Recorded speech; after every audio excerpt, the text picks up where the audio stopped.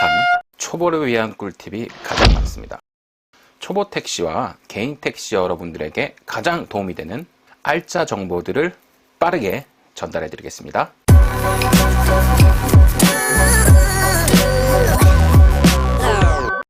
안녕하세요. 유튜브 개인 택시 운영자 이영민입니다. 오늘은 개인 택시 입문 전 알아두면 좋은 것들이라는 영상에 대해서 제가 촬영을 해보도록 하겠습니다. 자, 일단 시작 전에 여러분들하고 잠깐 말씀 좀 나누고 갈게요. 오늘 유튜브 채널 제가 지금 개설 9일이 됐는데요. 채널 9일 만에 840자 구독자가 달성했더라고요. 감사드립니다. 자, 그리고 다양한 댓글에 소통들 감사드리고 있습니다. 영상에 텍스트만 있어서 좋다. 혹은 제가 요즘에 최근에 편집을 좀 계속 공부를 하면서 영상에 짤이나 효과음을 넣고 있는데 조금 집중이 안 된다, 부담스럽다 라는 의견이 있었습니다. 제가 참고하겠습니다. 자, 그리고 악플이 또 있더라고요. 설치고 다닌다, 가설없다, 대머리가 빛난다 등 신체와 관련한 악플까지 모두 감사하게 받아들이고요. 저는 악플에 전혀 동요하지 않으니까 그 정도 참고 부탁드리겠습니다. 자, 여러분 영상 시작 전 좋아요 한 번씩만 눌러주시길 바랄게요. 제가 지금 유튜브 초반이어서 계속 개괄적인 내용들을 다루고 있어요. 그래서 택시를 좀 오래 하신 분들이 보면 제가 지금 뭔 소리 다 아는 소리를 떠드는 거 아닌가 라고 할 수 있겠지만 지금은 시작에 불과하기 때문에 여러분 아마 초보분들은 굉장히 많이 도움이 되실 겁니다. 특히 오늘은 국민연금, 그리고 건강보험, 노란우산공제, 월적금, 보험 등 아주 중요한 내용들을 다룰 거고요. 이 관련 내용들이 향후 영상에서 순차적으로 자세하게 다뤄질 예정에 있습니다. 그럼 시작해 볼게요. 1. 건강보험에는 임의 계속 가입 제도라는 것이 있어요. 임의 계속 가입 제도. 쉽게 말해서 이전 직장에서 내던 건강보험료를 3년간 그대로 낸다라고 생각하시면 돼요. 여러분 이걸 가입해 두시면 3년 동안 의료보험료가 동결되고 묶여서 좋아요. 그리고 피부양자도 등록이 가능합니다. 소득 기준은 있지만 지역 가입자는 재산, 집이나 차가 대표적인 것이 되겠죠. 이 보험료 산정 시에 소득 기준에 반영이 돼요. 그래서 월급쟁이 때 내던 보험료가 조금 올라갈 수 있거든요. 따라서 대개는 임의 가입으로 3년 동안 묶어두시는 것이 여러분에게 훨씬 유리하실 수가 있습니다. 2. 노란우산공제. 노란우산공제는 자영업자의 퇴직금이에요. 노란우산공제는 정말 엄청난 혜택이 있으니까 개인 사업자라면, 그리고 지금 제 영상에서 처음 들어보신 분이시라면 꼭 필수로 가입하셔야 됩니다. 개인 택시는 1년에 세금 신고 2번 하거든요. 연초에 부가세, 연중에 종합소득세 신고를 하게 되는데 노란우산공제는 종합소득세 신고 시 확실한 절세 효과가 있습니다. 자, 노란우산공제 혜택을 정리해드리면 500만원에서 500만원까지 절세 혜택, 돈으로 따지면 약 100만원 가까이 돼요. 그리고 3.2% 복리이자를 지급을 하고요. 작년보다 약 0.5%가 상승이 됐어요.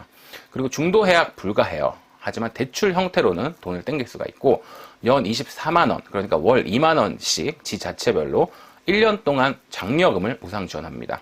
자, 소득공제 절세 효과를 보시면 개인 법인 대표가 4천만원 이하일 때는 최대 소득공제 한도 500만원까지, 예상세율은 6.6에서 16.5%까지 되고 있습니다. 자, 세 번째, 국민연금. 자영업자도 기본적으로 국민연금을 특별한 경우를 제외하고는 강제하고 있어요. 기본 소득 구간을 얼마로 잡느냐에 따라서 최소 9만원에서 그 이상으로도 설정이 가능한데요. 보통 40대, 50대는 기존에 불입했던 기간과 금액이 있기 때문에 금액을 15에서 20만원 선으로 설정해 두시고 이 구간에서 스타트한 다음에 차츰 올리는 방법을 쓰시는 것이 좋습니다. 그리고 만약에 여러분 나이가 50대, 60대 되셨다 그러면 연금 수령 나이와 좀 가까워지셨기 때문에 조금 더 확인이 필요한 부분이 있어요.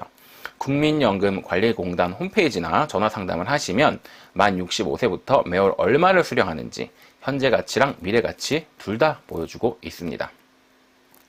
자, 저의 경우는 매월 납 15만 6천 원으로 설정해 뒀는데요. 이유는 어차피 수입이 높게 잡히면 자동으로 올라갈 여지도 있고요. 한번 과표가 높게 잡히면 금액을 떨어뜨리는 건 쉽지 않기 때문에 이렇게 조금 부담스럽지 않은 금액에서 잡았습니다. 이 금액은 기준 소득 과표에 따라서 정해지는데요. 국민연금과 관련해서는 여러분만의 어떤 모델을 한번 생각해 보시고 결정하시는 것이 좋을 것 같습니다. 네 번째, 운전자 보험이에요. 제 경우에는 월 26,000원을 내고 있습니다. 운전자 보험에는 특히나 최근에 강조된 민식이법, 스쿨존 사고 시, 그 다음에 보상담보를 민식이법으로 넣을 수 있는지 유무와 운전자 폭행 위로금 50에서 100만 원까지 나오는데 대부분 50만 원 안쪽이더라고요. 이게 꼭 포함되어 있는지 다시 한번 확인하시길 바라겠고요. 카카오 멤버십 폭행 피해 시도 100만 원이 지원되고 있습니다. 카카오 유료 멤버십 말씀하는 거예요. 자, 실제로 저도 폭행 피해가 여러 건 있었는데 이 폭행 피해와 관련된 영상과 대처법은 다음 영상에서 자세히 다뤄보겠습니다. 참고로 저는 보험 설계사, 생명, 손해, 자동차 보험 설계사 자격증을 이렇게 올 초에 취득했습니다. 생명, 손해보험, 자동차 보험. 자, 다섯 번째, 자동차 보험. 공제로 가야 되느냐, 사보험으로 가야 되느냐. 신규자들이 가장 많이 질문하는 건데요. 공제나 자동차 보험 납입은 일단 납입부터요. 일시납보다는 월납이나 분기납이 좋습니다. 그래야지만 여러분이 사고가 발생 시에 만에 하나 갈아타기가 용이할 수 있다. 그래서 일시납보다는 월납이나 분기납으로 가셔요. 카드도 되고요. 여섯 번째, 공제냐 사보험이냐. 이거는 각자가 장단점이 있죠. 처음부터 사보험을 가입하시면 거의 뭐 280에서 300만 원 사이에서 자차 없이 진행이 됩니다. 지방에는 자차까지 포함이 되는 경우도 있어요. 왜냐하면 상조가 없기 때문에 지부에서 자차까지도 안 하는 데도 있고 하는 데도 있고 뭐 이렇게 좀 지방마다 조금 다르긴 하더라고요. 아무튼 이렇게 진행이 될 텐데 무보험 차상에 긴급 출동 같은 영업용 경력자에게는 불인정되는 탭이 주어집니다. 처음부터 시작을 하면. 이걸 처음에 시작하지 않으면 요거가 나중에 갈아타게 되면 이걸 넣을 수가 없어요. 그러니까 처음부터 사보험을 가면은 이런 혜택들이 추가가 될 수 있다. 이것도 조금 보험사마다 다르긴 하지만 여러분 요런 내용이 있고요. 물론 공제로 가셔가지고 무사고 유지하면서 한도도, 공제는 한도가 좀 높거든요. 대인대물이 높기 때문에 이게 가장 좋겠지만 이 한도 부분 때문에 처음에 초보자들이 사보험을 오지 않는 이유, 그래서 공제로 많이 갑니다. 그리고 공제가 좀 편하기도 하고요. 그런데 말 그대로 공제는 공제죠. 같을 공짜를 부담을 덜어낸다는 뜻인데, 그래서 사람들이, 가입자들이 사고를 많이 내면 내 잘못이 없어도 보험료 할인되는 폭이 적거나 오히려 올라갈 수가 있어요. 반면 사보험은 해가 갈수록 할인율이 공제에 비해서 조금 크고 사고 처리가 훨씬 깔끔한 그런 특징이 있습니다. 자, 정리하자면 사보험은 공제에 비해서 가입이 거절될 확률이 높고 나이나 이런 것 때문에요. 연간 할인도 많이 되지만 대물 등 보장 한도가 공제에 비해 짜요. 그리고 사고로 다시 일반 사보험으로 갔다 공제로 돌아오게 되면 200%까지 특별 할증이 부과되기 때문에 이 점 특별히 유념하셔야 됩니다. 자, 일곱 번째. 만약 사보험이 승인되면 조합 가입 안 해도 되는 거 아니에요? 라는 질문을 많이들 하시는데, 그러면 월에서 5에서 7만 원씩 연 60에서 80만 원 정도가 일단 절약이 되긴 하지만 문제는 조합 상조회에 가입이 안 되겠죠. 그러면 자차를 들 수가 없는 단점이 있습니다. 어차피 자차 수리를 받을 때 지부에 자기분담금 20만 원, 그랜저는 30만 원, 대형급은 그래요. 내야 되니까 사실은 개인 택시 조합원 약 4만 9천 명 중에서 조합 가입을 하지 않은 인원은 대략 30에서 50명 정도밖에 없는 것 같아요. 약 0.06%. 그래서 일단은 조합 가입을 하는 게 뭐 지부에서 보내주는 여러 소식 문제도 있고 정보 공유 등등의 문제도 있기 때문에 신규자들에게는 여러모로 편한 점이 있다. 그래서 조합에서 상조 많은 초보 개인 택시의 자차 부담을 덜어줄 좋은 제도라고 저는 그렇게 생각합니다. 이 상조회비마저 아끼려고 사고 안 내고 일하면 되지, 차는 내가 알아서 탈 거야, 고칠 거야 라는 분들도 많이 계시는데, 그러니까 조합만 가입하고 가입비 15,000원만 내고 상조는 탈퇴한 분도 봤어요. 이거는 뭐 여러분의 선택에 맡기지만 초보인 여러분들에게는 해당되는 얘기가 아닙니다. 절대 반대입니다. 여덟 번째, 수입과 적금. 개인 택시 사업자의 수입은요, 매일 몇십만 원씩 쪼개서 입금이 돼요. 그래서 목돈이 모이기가 쉽지가 않습니다. 왜냐하면 나갈 돈이 많잖아요. 그래서 적금 같은 거 드실 때도 20만 원이나 30만 원씩 적은 단위로 쪼개서 가입하시는 게 유리해요. 저 같은 경우는 통장에 최소 필요 금액만 놔두고 주식이나 적금에 계속 옮기는 전략을 씁니다. 아홉 번째, 전기차는 호불호가 갈리는 편이에요. 일단 단점부터 말씀드리면 신청에도 최소 6개월에서 1년 이상 걸린다는 큰 단점이 있지만 부재가 없다는 최장점이 있어요. 그런데 최근에 부재 해제가 어느 정도 기정사실화되면서 부재 있는 지역의 전기차를 취소하는 사람들이 늘어났습니다. 그러니까 부재 있는 지역에 부재 해제가 이제 기정사실화되면서 서울이나 이런 데서 전기차를 취소하는 사람들이 많아졌다는 얘기예요. 또한 생각보다 전기차 타는 분들의 만족도는 굉장히 높더라고요. 그래서 앞으로도 택시는 전기차가 시장을 장악할 것으로 생각이 되는데, 하지만 전기차에 또 다른 단점이 있어요. 차량 가격 자체가 그랜저급 이상이기 때문에 보조금을 수령해도 3천만 원 이상으로 올라갑니다. 그렇기 때문에 소나타 대비 감가만 50% 정도 더 늘어나야 된다고 생각이 돼요. 근데 전기차 타는 사람들이 뭐 때문에 전기차를 타요? 그렇죠. 연료비가 절감되는 부분이 있기 때문에 요걸 타는데, 일단은 요런 자세한 비교는 제가 시나리오를 갖고 있으니까 다음 영상에서 제가 자세히 한번 비교해 보도록 하겠습니다. 그리고 전기차는 자차 비용이 높기 때문에 보험료도 높게 측정되는 큰 단점이 있어요. 그리고 또 하나 단점은 피해 사고든 가해 사고든 사고 발생 시에 부품 수급이나 수리가 조금 원활하지 않고 딜레이 되는 단점이 있어요. 그럼 영업을 못 하겠죠. 그리고 전기차 관련해서는 수리하시는데 전기차가 그렇게 많지 않은 느낌이에요. 그리고 수리를 했다 해도 뭔가 조금 찜찜한 부분이 아직까지는 있습니다. 차값 자체도 워낙 비싸니까. 그러니까 이런 것들이 고스란히 나한테 피해가 올 수 있다는 거죠.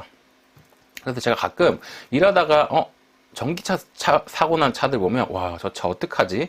이 생각부터 들더라고요. 아무튼 유지비가 가스차에 비해 훨씬 적게 들어가기 때문에 그 점을 메리트로 삼아서 느낌상 똔똔이 된다, 부재도 없고 등등 편하게 생각하시는 분들이면 고고 하시면 되겠습니다.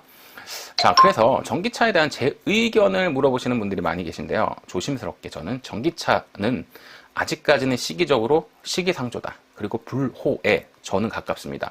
왜냐하면 저는 일이 딱 끝나면 거기서 마무리되는 걸 좋아하지 일이 연장되는 걸 싫어해요. 그런데 만약 집밥이 있으면 집에 충전해놓고 꽂고 자면 되잖아요. 라는 말씀을 하시는데, 일단 저는 충전 자체도 빠른 충전을 선호하고 가스 2, 3분이면 넣잖아요. 근데 집밥이 있으면 쉴 때 완속이 가능하는데 이런 것조차도 꽂고 빼고 하는 게 저는 좀 귀찮더라고요. 이거는 제 성향이 그렇습니다. 그리고 전기차에 부품 수급이나 비싼 차값, 수리 전문가가 적음 등이 저는 아직도 부담스럽다고 생각해요. 그리고 장거리도 좀 아직 부담스럽죠. 휴게소에 충전 시설이 잘 돼 있긴 하지만 어쨌든 몇 년만 지나면 전기차 충전 거리가 늘어나고요. 차값도 조금 떨어질 테고 충전 시설도 획기적으로 늘어나면 그때가 적기라고 보고 있습니다.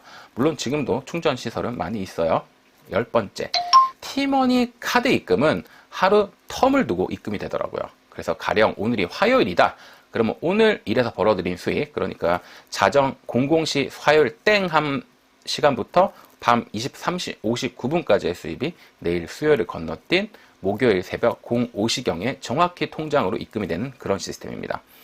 자, 그러면 금요일하고 주말에 일한 건 어떻게 되죠? 그렇죠. 다음 주 월요일 영업일 띄고 화요일에 입금이 쭈르륵 됩니다. 이건 제가 여러 번 맞춰봤는데 금액적인 부분은 티머니에서 절대 실수하지 않더라고요.